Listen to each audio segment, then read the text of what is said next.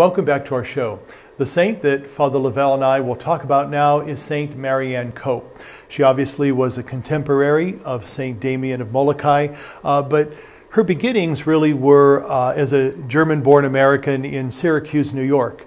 She founded some hospitals. She worked with girls, with the poor, also with lepers. Let's talk a little bit about the beginnings of her life and her ministry.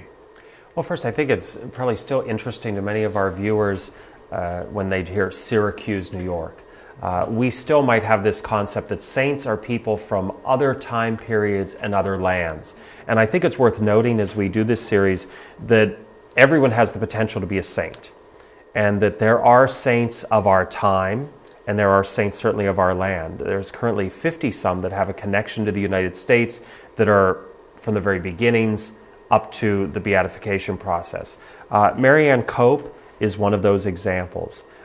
German by nationality, but an American citizen, and born about 20 years before the Civil War begins, lives up to the end of World War I.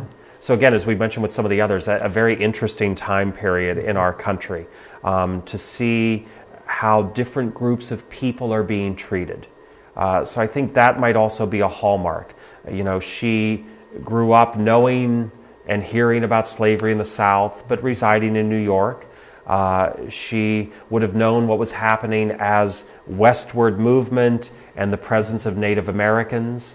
And so she knows these stories of people who are judged by their race, the God they worship, the color of their skin. And so it's very interesting that she herself in her ministry chooses another segment of the population that is mistreated and neglected simply because of what is going on with them physically. It's interesting because when we talked about St. Damien going to the island of Molokai as a newly ordained priest, we have this woman, this religious woman who understands what she's going to. So there's this whole sense of she knows what it's all about. And she goes really and helps. Damien is really his right hand in this ministry side by side. They work with the lepers. Now she, of course, did not contract the disease of leprosy. And sometimes that's the myth with Hansen's disease, that anyone that comes in contact with a leper automatically becomes a leper. That's not the case. But there's this high probability that it could happen.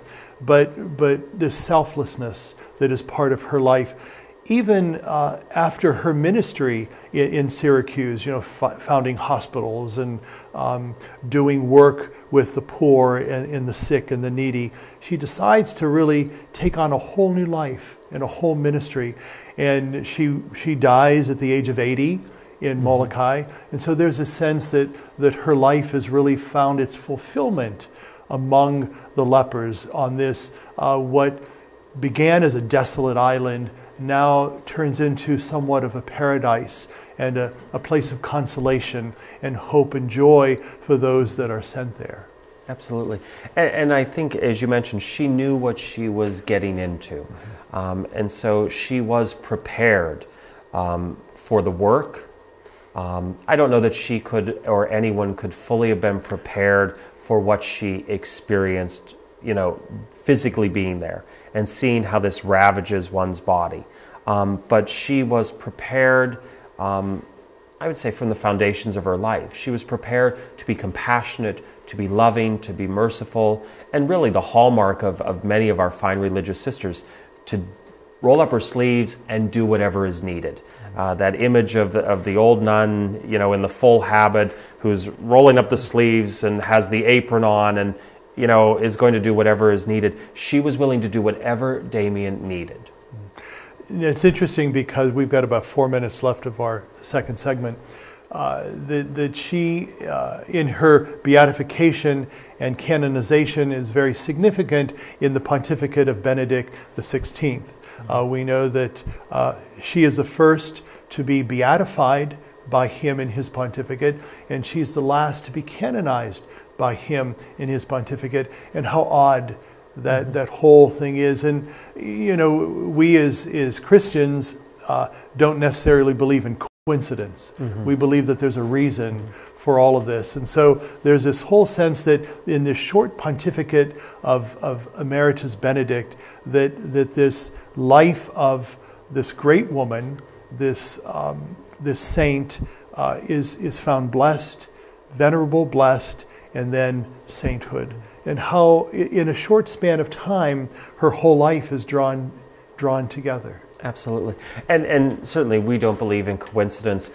We cannot say that this was purposely set out by the Holy Father. His announcement of his retirement took everyone by surprise. And so the process of canonization in place, when all of these were happening. But I say that we could look at the divine guidance of the Holy Spirit when you talk about, and there could have been any other saint. That might have been the bookends, if you will, of the pontificate when it came to beatification and canonization. But we're looking at a woman, now of course, the connection of being German, so to Joseph Ratzinger, we might say, well, isn't that a beautiful tribute to his homeland, one of his own. But I think also what cannot be lost is that sense of service and that sense of being willing to be at the disposal of someone else. And I think as we, not to move too far away from Marianne Cope, as we continue to look at the pontificate of Benedict XVI, we could draw parallels to one who was always willing to roll up his sleeves and do whatever John Paul asked him to do, and who really saw his papacy as a continuation of that legacy. Very much Marianne's work, to continue the beautiful legacy of Damien and to recognize that call to service and to do what she could. We see that in Benedict, to really be of service. And even to the point, many have said, even in his retirement, he was serving the Church's best interest. And I think that's a beautiful gift that both Marianne and Benedict share. Well, her feast is celebrated on January 23rd, and the wonderful thing about her life in ministry, it's really celebrated by two places. Obviously, Syracuse, New York, where she finds her beginnings as a sister, as a religious woman, working with the poor in hospital care, and then in the state of Hawaii, where she sees her ministry continued and eventually ended among those who need her most in her life. And so we see that whole cycle. And in our lives are the same thing. We're called in different phases and points in our life to take on new challenges, new things to give God glory and give God honor. And we thank you for being with us. Have a good day, and God be with you.